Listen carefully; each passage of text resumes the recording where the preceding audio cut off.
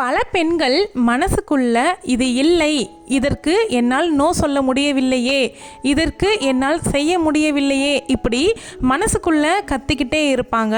ஆனால் அது உதட்டு வழியாக வரவே வராது. அது வேலைக்கான விஷயமா இருக்கட்டும், அல்லது குடும்பத்துக்கான விஷயமா இருக்கட்டும், இல்லைன்னா அது அவளுடைய மனசுக்கும் உடலுக்குமான சம்பந்தப்பட்ட விஷயமா கூட இருக்கட்டுமே. ஏன் பெண்களுக்கு மற்றவர்களிடம் நோ சொல்லணும் அப்படின்னாவே சொல்ல முடியாமல் போகுது? இன்னைக்கு அதுக்கான காரணங்களையும் அதை எப்படி மெதுவாக மாற்ற ஆரம்பிக்கலாம் அப்படிங்கிறத பற்றியும் பேசலாம். என் அன்பு சகோதரிகளுக்கு வணக்கம். நான் பிரியா. இதுதான் மனிதியின் குரல். இங்கே பெண்கள் பலரும் நோ சொல்ல முடியாமல் இருப்பது பெண்களுக்கான பலவீனம் கிடையாது. அது பல வருடங்களாக உருவாக்கப்பட்ட ஒரு சமுதாய கண்டிஷன். சரியாக பேசணும், யாரையும் காயப்படுத்தக்கூடாது, அவள் ஒரு நல்ல பெண்மணி அப்படின்னு சொல்லும்படியாக மற்றவர்களிடம் நடந்து கொண்டு பெண்களுக்கு தனக்கான நேரத்தை மறந்து தங்களால் முடியலை அப்படின்னா கூட நோ சொல்வதற்கு தயங்குறது. முக்கியமாக தடுக்கக்கூடியது என்ன அப்படின்னா நல்ல பெண் அப்படிங்கிற முத்திரை. இந்த நல்ல பெண் அப்படிங்கிற முத்திரை பற்றி நான் ஏற்கனவே தனியாகவே ஒரு லாங் வீடியோ போட்டிருக்கேன். இன்னும் யாரும் பார்க்கல அப்படின்னா செக் பண்ணி பாருங்கள். இந்த செக்ஷனில் அதை பற்றி கொஞ்சமாக தொட்டு சொல்கிறேன். பெண் என்றாலே அவ தாங்கிக்கணும், அவ அட்ஜஸ்ட் பண்ணிக்கணும், அவ சாக்ரிஃபைஸ் பண்ணணும் அப்படின்னு காலங்காலமாக சொல்லப்பட்டுக்கிட்டு இருக்காங்க. இதனாலேயே ஒரு பயம் உருவாகிரும். நான் நோ சொல்கிறேன் அப்படின்னா அதை அவங்க புரிஞ்சுப்பாங்களா, இல்லைனா என்னை அவங்க மோசமான பெண்ணா அப்படின்னு நினச்சிருவாங்களா? அந்த பயம்தான் அவளை நோ சொல்கிறதுக்கே தடுக்கும். நல்ல பெண் முத்திரையை டீட்டெயிலாக பார்க்குறதுக்கு அந்த வீடியோ பாருங்கள். அடுத்தது என்ன அப்படின்னா அடுத்தவங்களை காயப்படுத்திடுவோமோ அப்படிங்கிற பயம்.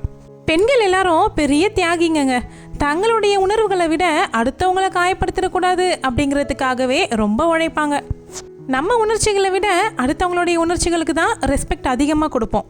அவளுக்கு மனசுக்குள்ள ஏதாவது வருத்தம், துக்கம் இந்த மாதிரி இருக்கும். இதனால் அந்த மனசு வேறு ஒரு வேலையில் ஈடுபடுத்த முடியாமல் இருக்கலாம். குடும்பத்தார் ஏதாவது ஒரு வேலை சொல்கிறாங்க அப்படின்னா அதற்கு இப்போ என்னுடைய மனசும் உடம்போ ஃபிட் இல்லை, இப்போ என்னால் முடியாது, நோ அப்படின்னு சொல்கிறதுக்கு கவலைப்பட்டுக்கிட்டு எங்கே அவங்க சங்கடப்படுவாங்களோ அப்படிங்கிறத யோசிச்சுக்கிட்டு தன்னுடைய நிலையை எல்லாத்தையுமே மறைச்சி அவங்க அதுக்கு நோ சொல்ல தயங்குறாங்க. தான் துன்பத்திலேயே இருந்தால் கூட அடுத்தவங்களுக்கு நோ சொல்ல மாட்டேன் அப்படிங்கிறதுல ரொம்ப உறுதியாக இருக்கிறோம். இது எங்கெல்லாம் பொருந்தும்? காதலன் காதலிக்கிட்ட சொல்கிற ஏதாவது ஒரு விஷயங்களுக்கு நோ சொல்ல முடியாமல் போகிறது. குடும்பத்தார்கள் குடும்ப தலைவி கிட்ட சொல்கிற வேலைகளுக்கு உடம்பு நிலைமை ஃபிட் இல்லை அப்படின்னாலும் அதை செஞ்சு கொடுத்தே ஆகணும் அப்படிங்கிற இடத்துல நோ சொல்லாமல் தடுக்கிறது. ஒரு வேலை செய்கிற அலுவலகமாக இருக்குது அப்படின்னா கூட அந்த இடத்துல நம்மளால் முடியாத ஒரு காரியமாக இருந்தால் கூட கஷ்டப்பட்டு முடிச்சே ஆகணும் அப்படின்னு மண்டைக்குள்ளே ஸ்ட்ரெஸ்ஸை ஏற்றிக்கிட்டு அதை முடிக்க பார்ப்போம். இல்லை சிம்பிளாக நோ சொன்னோம் அப்படின்னா நம்மளுடைய வேலைக்கு ஏதாவது பிரச்சனை வந்துடுமோ அப்படிங்கிற பயம். அடுத்து என்ன அப்படின்னா இந்த மாதிரியெல்லாம் ஒரு விஷயம் இருக்கா அப்படிங்கிறதையே மறந்து நம்ம இதையே ஒரு பழக்கமாகவே எடுத்துக்கிட்டு இருப்போம். நோ அப்படிங்கிறது சொல்லணுமா பெண்கள் அப்படிலாம் சொல்லவே கூடாது, அது ஒரு பெரிய கொலக்குத்தம் அப்படிங்கிற மாதிரி பெண்கள் மனசுலேயே உருவாக்கி வச்சுருக்காங்க. சின்ன வயசுல இருந்தே பெண்களுக்கு இப்படி தான் இருக்கணும், அப்படி தான் இருக்கணும், இப்படி தான் அனுசரிக்கணும், அப்படி தான் அனுசரித்து வாழணும் அப்படிங்கிறத சொல்லி சொல்லி சொல்லி அவங்க மனசில் அது ரொம்ப ஆறாவடுவாக வளர்ந்து இருக்கும். தங்களுக்குன்னு தனிப்பட்ட ஒரு குரல் இருக்குது, அதை பேசணும் அப்படிங்கிறதையே அவங்க மறந்து வாழ ஆரம்பிக்கிறாங்க. இந்த ஒரு பழக்கம்தான், அதாவது 5ல் வளையாதது 50லேயும் வளையாது அப்படின்னு சொல்லுவாங்க பார்த்தீங்களா? நம்மளா பார்த்து அதை மாற்றலை அப்படின்னா அது 50 வயசு ஆனாலும் நம்ம அப்படியே தான் இருப்போம். நம்மளுடைய குரலை நம்ம குடும்பத்தார்களுக்கு கூட தெரியாமலே போயிடும். கணவரிடம் கூட நம்மளுடைய கருத்துக்களை எடுத்து சொல்ல முடியாமல் நம்ம சொல்கிற கருத்துக்கள் மூலயமா நம்ம கணவர் கஷ்டப்படுவாரோ, நம்ம சொல்கிற கருத்துக்களை உதாசீனப்படுத்திடுவாங்களோ அப்படிங்கிற ஒரு காரணத்துக்காகவே அவங்களுடைய குரலை வெளிப்படுத்தாமையே அமைதியாகவே இருந்துருவாங்க. ஒரு நல்ல மனைவியாக இருக்கணும், ஒரு நல்ல மருமகளாக இருக்கணும் இப்படிங்கிறத நினச்சி அவங்களுக்குள்ள ஒரு குரல் இருக்குது அப்படிங்கிறதையே மறந்துடுவாங்க. அவங்களுடைய வெறுப்பங்களை எதுவுமே சொல்கிறதுக்கு இல்லாமல் நோ அப்படிங்கிற வார்த்தையும் பயன்படுத்தாமல் அப்படியே என்னமோ ஜடம் போல வாழ ஆரம்பிச்சிருவாங்க. இந்த மாதிரி சின்ன சின்ன விஷயங்களை கூட நீங்கள் கவனித்து அவங்களுடைய கருத்துக்களையும் உங்களுக்கு அதில் விருப்பம் இல்லை அப்படிங்கிறதையும் தெரிவிக்கிறதுக்கு தவறுனீங்க அப்படின்னா விலை மதிக்க முடியாத உங்கள் வாழ்க்கையை அங்கே கொஞ்சம் கொஞ்சமாக இழந்துட்டுருக்கீங்க அப்படின்னு தான் அர்த்தம். இங்கே பல பெண்கள் செய்ய முடியாத வேலைகளை கூட எப்படி நம்ம எடுத்து சொல்லுவோம், இந்த வேலையை இப்போ என்னால் செய்ய முடியலையே அப்படின்னு எடுத்து சொல்ல முடியாமல் அவங்க என்ன பண்ணுறாங்க அப்படின்னா மௌனமாக நிற்க ஆரம்பிச்சிடுறாங்க.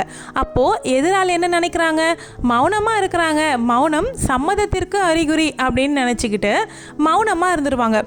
யாருங்க சொன்னது மௌனம் சம்மதத்திற்கு அறிகுறி அப்படின்னு? பெண்களுடைய மௌனத்துக்கு பின்னால் பல காரணங்கள் இருக்குங்க. சம்மதம் மட்டும் காரணம் கிடையாது. அவங்களுக்கு சம்மதம் இல்லை அப்படின்னா கூட அவங்க மௌனமாக தான் இருப்பாங்க. உங்களில் எத்தனை பேர் இதை உணர்ந்திருக்கீங்க அப்படின்னு கமெண்ட்டில் சொல்லுங்கள். நிறைய பேர் அவள் மௌனமாக இருக்கா பாரு, அவளுக்கு சம்மதம் தான் அப்படின்னு நினைப்பாங்களே கண்டி. அவள் மௌனமாக இருக்காளே, ஒருவேளை அவளுக்கு இதில் சம்மதம் இல்லையோ, சம்மதமாக இல்லையா அப்படின்னு சொல்லி நம்மக்கிட்ட ஒரு வார்த்தை கூட கேட்க மாட்டாங்க. அவங்களாவே அதை முடிவு பண்ணிக்கிட்டு கேள்வியும் அவங்களே பதிலும் அவங்களேவா இருப்பாங்க. நம்மளும் என்ன பண்ணுவோம், அதை இல்லை அப்படி இல்லை அப்படிங்கிறத சொல்லாமல் அமைதியாகவே விட்டுருவோம். நீங்கள் ஒருத்தவங்க கிட்ட எந்த விஷயத்துக்காவது நோ அப்படிங்கிற வார்த்தையை, அதாவது இல்லை இது முடியாது அப்படிங்கிற வார்த்தையை பயன்படுத்துகிறீங்க அப்படின்னா நீங்கள் ரூடான ஒரு பர்சன் அப்படிங்கிறது கிடையாதுங்க. நீங்கள் சுயநலவாதி அப்படிங்கிறதும் கிடையாது. நீங்கள் உங்களுடைய நேரத்தையும் உங்களுடைய எண்ணத்தையும் உங்களுடைய உடலையும் உங்களுடைய மனசையும் மதிக்கிறீங்க அப்படின்னு தான் அர்த்தம். சரி, இதை எப்படி நம்ம மெதுவாக ஆரம்பிக்கலாம்? எடுத்த உடனே உங்கள் இயல்புலேருந்து மாறி எல்லா விஷயத்துக்கும் நோ சொல்ல ஆரம்பிச்சிங்க அப்படின்னா அது சரியான முறையாக இருக்காது.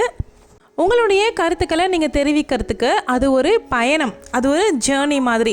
எடுத்த உடனே டெஸ்டினேஷனுக்கு போக முடியாதுல்ல. நம்ம ஒரு பயணத்தை தொடர்ந்து தான் நம்ம போக வேண்டிய இடத்துக்கு நம்ம போக முடியும். அது போல தான் சின்ன சின்ன விஷயத்துலேருந்து ஆரம்பிங்க. இப்போ எனக்கு உடல்நிலை சரியில்லை, இன்றைக்கே இந்த வேலையை என்னால் செய்ய முடியாது, நான் நாளைக்கு செஞ்சு கொடுக்குறேன் அப்படிங்கிற மாதிரி சொல்ல ஆரம்பித்து எனக்கு மாற்று கருத்து இருக்குது, என்னுடைய கருத்தையும் கவனிங்க அப்படிங்கிறதுல ஆரம்பிங்க. இந்த ஒரு விஷயத்தில் எனக்கு கம்ஃபர்டபுளாக இல்லை அப்படிங்கிறது சொல்ல ஆரம்பிங்க. இந்த மாதிரி சாஃப்டான பவுண்ட்ரிஸை யூஸ் பண்ணி ஸ்டார்ட் பண்ணுங்கள். நம்ம ஒரு பெண் நோ சொல்கிறதுனால இந்த உலகமே நின்று போகிறது கிடையாது. ஆனால் நீங்கள் எதுக்குமே நோ சொல்ல ஆரம்பிக்கல அப்படின்னா உங்கள் வாழ்க்கையில் மெல்ல மெல்ல உங்கள் வாழ்க்கையே இழந்துக்கிட்டு தான் இருக்கீங்க அப்படின்னு தான் அர்த்தம். அது உங்களை மனசளவில் நிச்சயமாக ஒரு வெறுமையும் ஒரு உடைந்து தான் போகுவீங்க. ஒன்று மட்டும் நல்லா மனசில் வச்சுக்கோங்க, உங்களுடைய குரல் ரொம்ப முக்கியம், உங்களுடைய உணர்ச்சிகள் ரொம்ப முக்கியம், உங்களுடைய எல்லைகள் ரொம்பவே முக்கியம். உங்களுடைய உணர்ச்சிகளுக்கு நீங்கள் எப்போ மதிப்பு கொடுக்க ஆரம்பிக்கிறீங்களோ அப்போ தான் தொலைந்து போன உங்கள் வாழ்க்கையையும் தொலைந்து போன உங்களையும் நீங்கள் திரும்பவும் மீட்டு எடுக்க ஆரம்பிப்பீங்க. இன்றைக்கி நான் பேசியிருந்த இந்த விஷயங்கள் எல்லாமே உங்கள் ஒவ்வொருத்தவங்களுடைய மனசில் என்னெல்லாம் ஓடிட்டுருக்கோ அந்த குரலாக தான், உங்களுடைய குரலாக தான் இந்த மனிதியின் குரல் சேனலில் என்னுடைய குரல் ஒலிச்சிட்ருக்கு. என்னுடைய இந்த மனிதியின் குரல் சேனலை நீங்கள் இப்போ தான் ஃபஸ்ட் டைம் பார்க்குறீங்க அப்படின்னா வீடியோ பிடிச்சிருந்தா வீடியோவை லைக் கொடுத்துட்டு சப்ஸ்கிரைப் பட்டனை கிளிக் பண்ணி ஆளுங்கிற ஆப்ஷனை செலக்ட் பண்ணி வச்சுக்கோங்க. வாரத்தில் 2 வீடியோ போடுவேன். திங்கள் செவ்வாய் காலை 10:30 மணிக்கு வீடியோ போஸ்ட் பண்ணுவேன், மறக்காமல் பாருங்கள். பெண்களுக்கு ஊக்குவிக்கும் விதமாக தான் இந்த சேனலை நான் தொடங்கியிருக்கேன், சப்போர்ட் பண்ணிக்கோங்க. தேங்க்யூ.